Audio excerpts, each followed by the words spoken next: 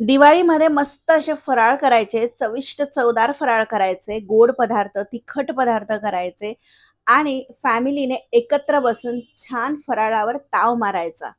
यालाच तर दिवाळी म्हणतात. सगळेजण एकत्र येतात, आनंदाने सण साजरे करतात, आनंद वाटतात, आनंदी होतात. ह्यासाठीच तर आपले सण असतात, की सगळेजण प्रेमाने एकत्र यावे आणि आनंदी राहावे. म्हणजे मग नात्यांमधलं प्रेम टिकून राहतं. चला तर बघूया पोह्यांच्या त्यासाठी मी चिवड्याची घेतलेले रेसिपी. आहेत पातळ पोहे, ज्यावर थीन पोहे असं लिहिलेलं असतं. ती 4 कप मी घेतलेले आहेत आणि एका कढईमध्ये त्याला आता छानपैकी भाजून घेणार आहे. भाजायच्या आधी ते स्वच्छ मी चाळणीने चाळून घेतले होते आणि निवडून घेतले होते. अगदी 3 ते 4 मिनिट मीडियम गॅसवर आपल्याला भाजून घ्यायचे आहे. हलक्या हाताने त्याला खालीवर करायचे, म्हणजे ते तुटणार नाहीत. 3 ते 4 मिनिट भाजल्यानंतर आता आपण त्यांना बाजूला ठेवून घेऊ. आता मी दुसरीकडे घेतलेली आहे. त्या कढईमध्ये घातलेलं आहे 2 चमचे तेल. तेल तापल्यानंतर त्यामध्ये मी घातलेले आहे अर्धा कपच्या आसपास शेंगदाणे. शेंगदाणे छान परतवून घ्यायचे आहेत. छान लालसर होईपर्यंत मी भाजून घेत आहे आणि त्यांना कच्चं ठेवायचं नाही आणि जास्त काळे पण करायचे नाहीत. तर हे बघा, रंग बदललेला आहे त्यांचा आणि मध्ये ना ते ब्रेक होतात, म्हणजे एक 2 भागात डिवाइड होण्याचा प्रयत्न करतात. अशा वेळेस समजायचं आपले शेंगदाणे परतून झालेले आहेत. त्यानंतर मी इथं पाववाटी टाकत आहे डाळ्या. ह्या अगदी थोड्याशाच मी भाजणार आहे, कारण त्या ऑलरेडी भाजलेल्याच आहेत. 2 ते 3 मिनिट फक्त भाजणार आहे. मस्तपैकी थोडासा कलर बदललेला आहे. आता डाळ्या मी काढून घेते आणि जे पोह्यांचं मिश्रण आहे त्या डाळ्या टाकते.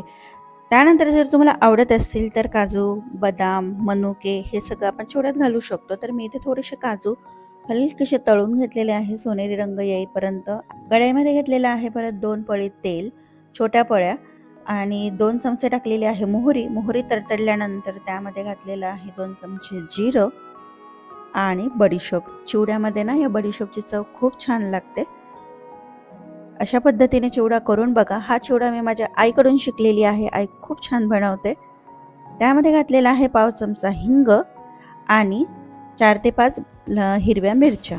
हिरव्या मिरच्या छान फ्राय होऊ द्यायच्या आहेत, म्हणजे त्या कुरकुरीत होतात. नाहीतर मग त्या ओलसर राहिल्या तर चिवडा आपला मऊ पडण्याची शक्यता असते. त्यामुळे छान तळून घ्यायच्या.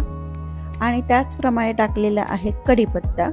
साधारण 15 ते 20 पानं कढीपत्त्याची आहेत. ती सुद्धा छान परतवून घ्यायची आहेत, म्हणजे त्याच्यातलं मॉइश्चर निघून जाईल आणि चिवडा मऊ पडणार नाही.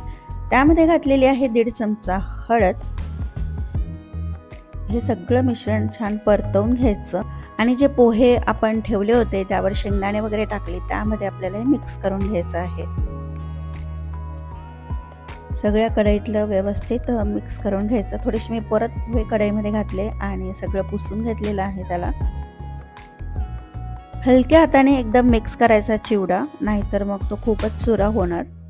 आता चिवडा सगळी आपण प्रिपरेशन केली. आता राहिलेलं आहे फक्त मीठ आणि थोडीशी चवीनुसार साखर. तर चवीनुसार घातलेलं आहे मी मीठ आणि साखर. साखर पूर्णतः ऑप्शनल आहे, तुम्हाला आवडत असेल पण चव चांगली लागते. आणि थोडासा चाट मसाला टाकलेला आहे, यामुळे चव एकदम मस्त लागते.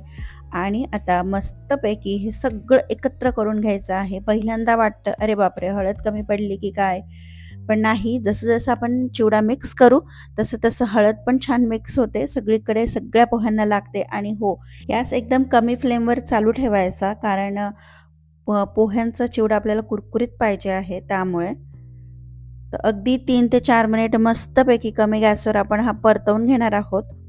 आणि आपला झटपट असा मस्तपैकी पोह्यांचा चिवडा बनून तयार झालेला आहे. एकदम कुरकुरीत बनतो, चवीला एकदम टेस्टी आहे. नक्की करून बघा ह्या दिवाळीला आणि कमेंट करून सांगा नक्की कसा झाला ते.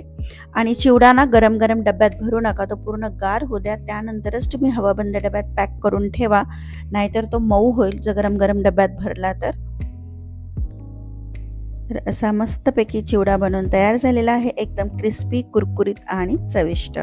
जर तुम्हाला व्हिडिओ आवडला असेल तर चॅनलला सबस्क्राईब करा, व्हिडिओला लाईक करा, शेअर करा, कॉमेंट करा.